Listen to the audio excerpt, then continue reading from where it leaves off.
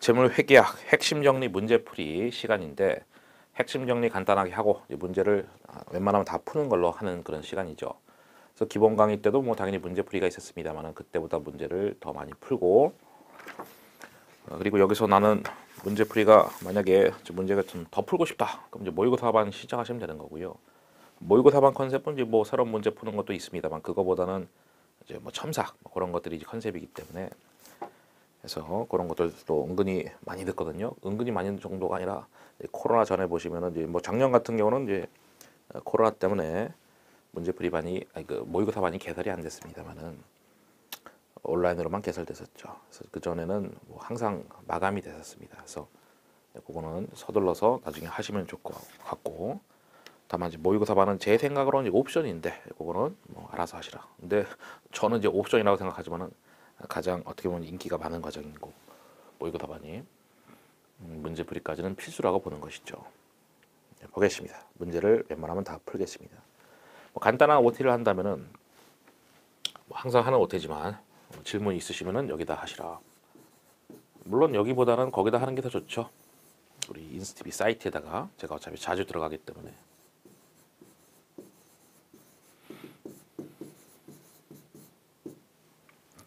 제가 여기서 뭐 신용 분석사도 강의하고 재물 손해사정자도 강의하고 조만간 이제 한 달 이내로 또 뭐야 재경관리사가 또 과목이 3개거든요. 재무회계, 원가관리회계, 뭐 세법 해서 뭐 3가지가 있는데 다 또 강의할 거고 뭐 그러다 보니까 많은 것들이 또 관여하다 보니까 사이트에 자주 들어가거든요. 그래서 거기다가 질문하시면 되고 난 거기다 하기 좀 창피해. 그럼 뭐 후또이 이거 일본어인데 하여튼 후또이 여기다가 질문하시면 되고 그다음에 우리 문제는 몇 문제가 나오냐면은 보통 15문제가 나옵니다. 재무회계는 뭐 대략 뭐 13문제 정도. 원가관리회계 2문제 정도 나오고요. 물론 다 평균 얘기지. 평균 85점, 평균 15점 이렇게 나옵니다. 100점 만점이고 뭐 15문제. 평균이다. 그러니까 어떨 때는요. 원가관리회계가 10점, 어떨 때는 원가관리회계가 25점. 뭐 어쩌라고 이렇게 일관성이 없습니다. 대략적으로 평균은 15점 정도 나온다. 그러니까 막 공부하기가 싫지. 야, 이거 뭐 포기해도 뭐 점수는 나을 것 같은데. 그렇죠. 하지만 또 뭐 15점인데 자주 나오는 데가 있기 때문에 시간이 정 없으면 또 자주 나오는 그 토픽만 잘 집어서 공부해도 괜찮다. 그리고 계산 문제만 나온다. 말 문제는 2017년에 딱 한 문제 5점짜리 나온 적이 있었고 제가 2014년 그 기출 문제를 보면서 제가 2015년부터 강의했는데 야 우리 재물 손해사정사는 계산 문제만 나오나 보다. 그렇게 해서 계산 문제만 쭉 강의했었습니다. 그리고 말 문제가 나올 수도 있지만은 그건 포기하자라고 했습니다. 아니 지금 뭐 7, 8년 동안에 그냥 한 번밖에 안 나왔는데 그거 5점 그것도 뭐 안 중요한 부분에서 난 거야. 응용 문제로 절대로 그냥 계산 문제만 공부하시면 되는 겁니다. 됐죠? 그래서 공부하도록 하겠습니다.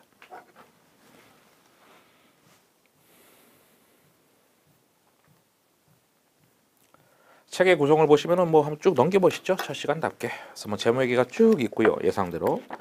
그다음 쭉 넘기면 이제 원가관리회계가 있습니다. 다만 이제 원가관리 특징이 있죠. 무슨 특징이냐? 내용 정리만 있다. 야 그럼 문제 왜 없어? 우리 기본서 있잖아요. 원가관리 시간에는 기본서가 필요합니다. 거기 기본서에 있는 제 문제 제가 그때부터 얘기했던 거야. 기본 시간 할 때부터 야 원가관리 기본 시간에는 제가 뭐 반 정도 풀겠지만은 문제풀이 시간 되면은 그거 다 풀겠다고. 그래서 그 기본서에 있는 문제를 다 풀면 되는 거고요. 원가관리 뭐 고작 15점이기 때문에 그 정도면은 넘칩니다. 기본서에 있는 문제만 풀어도. 다만 기본 이론 때는 이제 반 정도밖에 안 풀었기 때문에 나머지는 다 그때 가서 푼다. 쭉 책을 넘기시면 그럼 또 이런 질문 하실 수 있지. 야 나 기본서 없는데 어떡해. 없으면 뭐 사셔야지. 뭐 그런 사람이 뭐 1년에 몇 명 없을 겁니다. 왜냐면은 다 제 강의를 거의 다 들을 거기 때문에 기본 강의 듣고 문제풀이 강의를 듣지 갑자기 딱 와가지고 기본 강의 안 들었는데 문제풀이 강의 듣는다 그런 사람이 1년에 있긴 있더라고. 한두 명. 근데 그런 사람들은 뭐 어쩔 수 없죠. 따로 책을 사셔야지. 그다음 이제 쭉 넘기면 또 회계원리 쪽이 있습니다. 회계원리 쪽은 내용은 없고 그 문제만 있는데 회계원리가 왜 이러냐? 우리가 회계 올릴 때 공부한 것들을 중급회계 가서 다시 말하면 재무회계 기본 이론 가서 거의 다 공부하기 때문에 사실 못다한 이야기를 살짝 집어넣은 거지 웬만한 것들은 다 회계 올릴 때 배웠던 그 간단한 내용들은 재무회계 때 다 배웠기 때문에 별 내용이 없다. 그리고 뒤에 가시면 이제 부록이 있는 것이죠. 전체 기출 문제가 다 있습니다. 그리고 이런 질문도 은근히 많이 합니다. 뭐 사이트의 문제 같기도 한데 근데 저는 잘 찾겠던데 그 모르는 거야. 문제풀이 강의 특강이 있거든요. 2014년부터 쭉 최근 기출까지 하나도 빠짐없이 다 기출 문제 풀이한 특강이 있거든요. 우리가 시간의 제약 때문에 기본 이론도 그렇고 문제풀이 강의 때도 그렇고 그런 기출 문제 특강에 대해서 얘기를 못 하잖아요. 시간의 제약 때문에. 그래서 그 강의가 수요가 있어서 제가 따로 뭐 재작년부터 이제 그걸 제작을 했는데 하여튼 그 특강이 따로 있으니까 그거 필요하신 분들 많거든요. 그것도 따로 뭐 어떤 시스템인지 저는 모르겠어. 그게 무슨 뭐 패키지에 들어간 건지 아니면 별도 상품인지 전지 그런 걸 관여 안 하기 때문에 잘 모르겠는데 관심도 없고 하여튼 그거가 있는데 못 찾는 분들이 많더라고. 그래서 네가 그 강의 있다고 했는데 난 못 찾았다 이런 사람이 많은 것 같은데 하여튼 저는 잘 찾겠던데 하여튼 어딘가에 있습니다. 그 사이트에 잘 클릭하시면 되겠지. 막 2차 쪽에 뭐 회계학 클릭하다 보면은 어딘가에 클릭하다 보면 있겠죠. 있습니다. 그러니까 저는 잘 찾겠던데 한번 잘 찾아보시고 물론 꽤 많은 분들은 야 나는 그 기본 강의 듣고 문제풀이 강의 들으니까 기출 문제 거기 뒤에 해설도 잘 돼 있고 다 풀리겠다 거의 다 이해가 된다 뭐 그럼 따로 안 들으시면 되겠지. 근데 뭐 잘 안 드신 분들은 그런 것도 따로 특강을 들으시는 게 좋겠습니다. 이미 온라인 다 찍혀져 있습니다. 예, 이제 OT 간단하게 끝났고 바로 강의 시작하겠습니다. 예, 현금 쪽 핵심 유형. 그러니까 전체 구성은 이제 뭐 핵심 유형이 있고 뭐 핵심 요약이 있고 이제 실전 문제가 있고 이렇게 되기 때문에 그래도 뭐 핵심 요약을 먼저 보는 게 좋겠죠. 그러니까 가장 대표적인 유형을 먼저 보여드리는 거지. 이렇게 나오더라. 어떻게? 그래, 그럼 봐야지 그러면. 바로 이 문제 풀진 않겠지만은 이렇게 안 넘어가. 현금이 얼마냐? 현금이 현금 속 재산 얼마냐? 그게 첫 번째 주제인 것이죠. 그래놓고 핵심 요약을 보고 다시 앞쪽으로 넘어가겠습니다. 기본 시간은 아니기 때문에 뭐 빠른 설명을 하겠죠. 그래서 지폐, 주화 이런 거 다 통하다 이거죠. 그러니까 통화 대형증권 요구불예금 이거를 구분할 필요는 없다. 여기 있는 박스에 있는 것들이 다 어디에 현금 및 현금성 자산은 들어간다. 그거 아시면 되는 거죠. 시험은 현금이 얼마냐, 현금성 자산 얼마냐 이렇게 쪼개서 물어보지도 않습니다. 합쳐서 물어봐요. 현금이 현금성 자산. 그럼 여기 있는 게 다 현금이 현금성 자산. 오케이. 그럼 보시죠. 지폐 주화 됐고 외국 돈도 포함이다. 만약에 뭐 100달러가 주어졌어. 그럼 어떻게 환율 때리면 되겠죠. 100달러 곱하기 뭐 환율 뭐 1000원 때려가지고 10만 원 그렇게 다 환산하면 되는 겁니다. 소액 현금은 시제액 이런 말도 하는 것이죠. 시제액. 지금 회사가 갖고 있는 현금이죠. 회사 서랍 속에 있는 현금이다라고 보시면 됩니다. 전도금은 이제 지점이 보관 중인 현금입니다. 본점에서 지점에 돈을 싸줬어. 당연히 본점이든 지점이든 다 같은 회사 돈이기 때문에 현금 아닐 수가 없죠. 그 다음에 각종 수표입니다. 수표자 들어가는 것 중에서 현금이 안 되는 게 두 개가 있죠. 첫 번째 부도수표, 두 번째 선일자 수표입니다. 걔네들은 현금이 아니다. 오히려 현금이 아닌 게 더 중요한 것이죠. 이건 발행일이 미래잖아. 발행일이 미래이기 때문에 발행일이 뭡니까? 수표를 준 날인데 수표를 교부한 날, 지급한 날, 발행한 날 다 똑같은 건데 그럼 수표를 그 받은 사람이 은행 가서 지폐로 바꿔달라. 은행이 돈 안 주겠지. 야 발행일이 미래잖아. 너 미래에서 왔냐 이러면서 안 주겠지, 그렇죠? 그래서 이것은 일종의 채권입니다. 우편한 증서 또는 우편한 증서를 가로쳤는데 짧게 나오면 우편한 나오기 때문에 가로친 것이고 우체국이 발행한 수표입니다. 이것도 일종의 수표입니다. 배당금 받아가라. 배당금 지급 통지표 당연히 즉시 현금화할 수 있고 만기가 들어갔으니까 당연히 만기가 도래된 어떤 채권의 이자표 당연히 즉시 현금화된다. 언제라도 통화로 바꿔 쓸 수 있는 것 그게 통화 대형 증권이죠. 언제라도 통화로 바꿔 쓸 수 있는 것. 야 너 필기도 못할 정도로 왜 이렇게 말이 빠르냐 이거죠, 그렇죠? 뭐 제가 할 얘기가 지금 뭐 끊지 말했잖아. 이런 게 그냥 현금 및 현금성 자산 들어간다는 거 알면 되지. 뭐 통화 대형 증권의 뜻이 뭐냐 또는 통화 대형 증권의 분류가 어디까지야 그런 거 다 필요 없다니까요. 말했잖아요. 그러니까 그 앞에 핵심 유형을 보여드린 거잖아. 이렇게 시험이 나온다고. 요구불 예금, 요구하면 바로바로 지불한다 해서 요구불 예금이죠. 보통 예금, 당좌 예금이 가장 대표적인 요구불 예금이고요. 그래서 여기 있는 것들이 다 현금이고 오히려 현금이 아닌 게 더 중요하다. 가불증, 월급을 가불해줬죠. 월급을 네가 어렵다고 월급을 2달치 3달치 줬어. 당연히 회사 입장에서는 그 직원한테 받을 채권 있는 돈 받을 돈 있는 것이죠. 차용증서, 돈을 빌리고 빌려줬을 때 차용증서 주고 받는 거잖아요. 그럼 차용증서를 돈 빌려준 놈은 당연히 그 차용증서 가지고 이제 받을 돈이 생기는 것입니다. 이것도 일종의 채권입니다. 우표가 현금 아닌 거 다 알고 있고 수입인지는 정부가 발행한 우표, 당연히 현금이 아니죠. 사용이 제한되어 있는 예금, 차입 후 담보 잡힌 예금 이런 게 대표적인 것이죠. 일단 부정적인 단어가 있잖아. 뭐 제한, 부도수표 이러면서. 그러니까 수표 내가 받았는데 부도란 수표야. 그럼 이제 내 돈이 아닌 거지. 그래서 사용이 제한되어 있다. 차입 후 담보 잡힌 예금 같은 거 당연히 즉시 현금화가 안 된다. 됐고 현금성 자산입니다. 현금성 자산 뭡니까? 취득일로부터 만기가 3개월 이내 도래되는 각종 금융상품입니다. 그래서 이 3개월이 포인트 단어인 것이죠. 그래서 여기 있는 이런 단어들은 전혀 아실 필요 없는 거고. 그래서 환매처라는 채권이 있다 치자. 그럼 그게 이제 30일 아니 30일 아니 90일 돼 있는 게 있고 120일 돼 있는 게 있는데 요거는 현금이 되는 거고. 이건 뭐요? 단기 금융상품 되는 것이죠. 현금이 아니면은 단기 금융상 그러니까 현금이 아니면은 우리가 그런 거 있잖아요. 뭐 적어 드릴게요. 금융상품은 세 가지로 분리가 되는 거잖아요.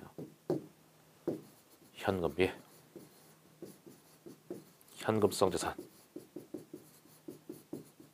두 번째 단기 금융상품, 세 번째 장기 금융상품 이렇게 되잖아요. 뭡니까? 프롬 취득일 만기가 뭐 3개월 이내 도래 이렇게 되는 것이죠. 취득일로부터 만기가 3개월 이내 도래되는 금융상품이 그게 현금성 자산의 정의고 얘네들은 결산일부터죠. 결산일로부터 만기가 1년 이내 도래 이거는 1년 이후 도래다. 그래서 단기 장기는 유동 비동하고 똑같은데 그 유동 비동은 다 결산일 기준으로 1년 갖고 판단한다 됐죠? 그래서 이게 120일 돼 있으면 현금은 아니죠. 만기가 4개월짜리니까 이거는 어디입니까? 단기 금융 상품이죠. 뭐 이렇게 되면은 현금성 자산 낸다 됐습니다. 첫 번째 주의사항. 현금성 자산 판단할 때는 보고기한 종료일, 결산일 말하는 것이죠. 결산일 하지 말고 취득일 기준하는 것이다. 취득일로부터 만기가 3개월 이내 도래되는 금융상품 여기까지 하면은 현금성 자산이 맞잖아요. 하지만은 뭐라 됐습니까? 이게 만약에 사용이 제한돼 있어. 그럼 그때는 사용 제한 기간에 따라서 단기 금융상품 또는 장기 금융상품 되는 것입니다. 현금은 될 수 없다는 얘기입니다. 그래서 여기까지 보면은 분명히 현금이 현금성 자산이 되는 게 맞는데 그게 안 된다. 왜냐면은 차입 후 담보 잡힌 금융상품 이런 걸 떠올리시면 되는 거죠. 그럼 네가 아까 뭐 담보 제공 기간에 따라서 사용 제한 기간에 따라서 장단기 금융상품 된다고 했는데 뭐 사용 제한 기간이 뭐 6개월이야. 그럼 단기 금융상품. 사용 제한 기간이 뭐 2년이야. 뭐 장기 금융상품입니다. 야, 그럼 그렇게까지 안 나와요. 안 나옵니다. 그렇게까지 절대 안 나옵니다.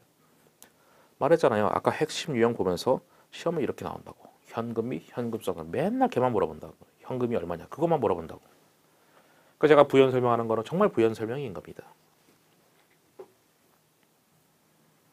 당좌 거래 뭐 기본 이론 아니기 때문에 기본 이론 때는 이걸 다 뭐 그림 그려가지고 뭐 분개도 하고 했었지만은 결과만 딱 아시면 되잖아요. 문제풀이 시간답게.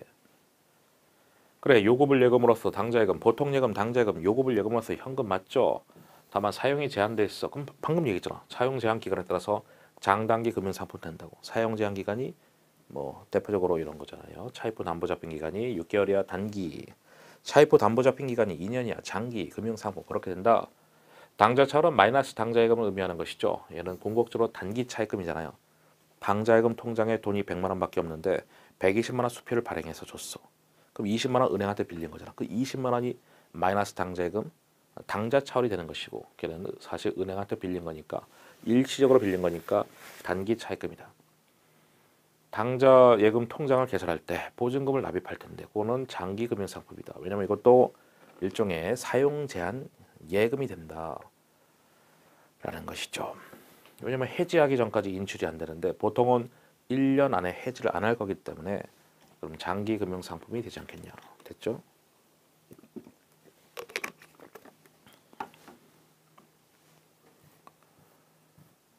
예, 바로 이제 문제를 풀겠습니다. 현금 및 현금성사 얼마냐? 그렇게 내는 거예요.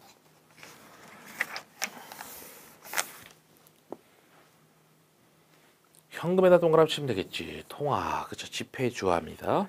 우표는 아니고 탈락이고요. 각종 수표 현금 맞죠? 당좌 개설 보증금 방금 맞지만은 장기 금융 상품. 배당금 받아가라. 배당금 지급 통지표 현금 맞고 만기 도래됐어. 현금화 되는 거 맞죠? 요 네 개를 다 더하시면 정답은 이 620400입니다. 그 다음 문제 보겠습니다. 그 다음 문제 또 현금이 얼마냐? 보관 중인 현금이 시액이다라고 했었죠. 시액. 서랍 속의 현금 시액입니다. 요구 불예금은 이제 보통 예금, 당좌 예금, 현금 맞고 각종 수표 현금 맞고 받으러 말잖아. 매출 채권이잖아요. 선거금이라는 계정 과목 따로 있고 우편한 또는 우편한 증서는 우체국이 발행한 일종의 수표입니다. 이것도 더하시면 되겠지. 네 개를 다 더해. 다 더하시면은 1,200원 나옵니다. 네, 됐죠? 그래서 온라인 강의 낮게 뭐 기본 이론 때도 계속 얘기했지만은 일시정지를 많이 활용하셔야 됩니다. 제가 문제 풀고 바로 넘어가거든요. 하지만 오프라인 강의였으면은 문제 풀고 다 필기할 때까지 다 보고 눈빛 안 좋으면 한 번 더 설명하고 하는데 온라인 강의니까 여러분이 필요하면은 다시 한번 빠꾸 그쵸 뒤로 돌아가서 들으시고 필기 못했으면은 누르면 되죠. 일시정지 계속 그걸 잘 활용하셔야 됩니다. 또 바보같이 야시 이렇게 빨라 이러지 마시고 누르고 네, 그렇게. 실력이 많이 부족하다. 내가 실력이 부족한데 지금 듣고 있어. 그런 사람들은 뭐 이런 거 없나? 잘 모르겠다. 제가 시스템을 잘 몰라서 0.8배속 그런 거 없나요? 기능이? 잘 모르겠습니다. 모르는 얘기 해서 죄송합니다. 하여튼 뭐 그런 것도 있으면 잘 활용하시고. 이거 현금액이 조졌죠. 그래놓고 당좌예금이 얼마냐? 여기가 뭐 X가 되는 것이죠.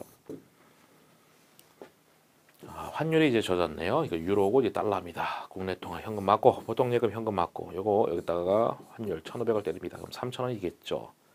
요거는 환율이 1,000원이라 돼 있네. 그럼 1,000원이 되겠네요. 외국 돈도 다 포함이다 했었잖아요. 수입인지는 뭐 정부가 발행한 우표 아니다. 걔는 탈락이다.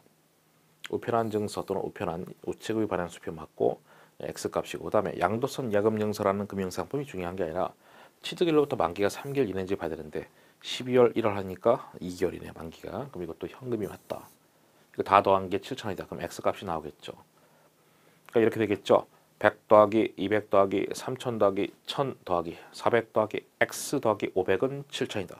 그래서 X값이 얼마다. 이런 컨셉이죠. 그 X값은 1,800원이 아닙니다. 1,800원. 네, 다음 문제 풀겠습니다. 이제 주제가 바뀐 것이죠. 그래서 결국은 현금 쪽은 이렇게 해서 현금 및 현금성 자산이 얼마냐 이런 컨셉의 문제들이고요.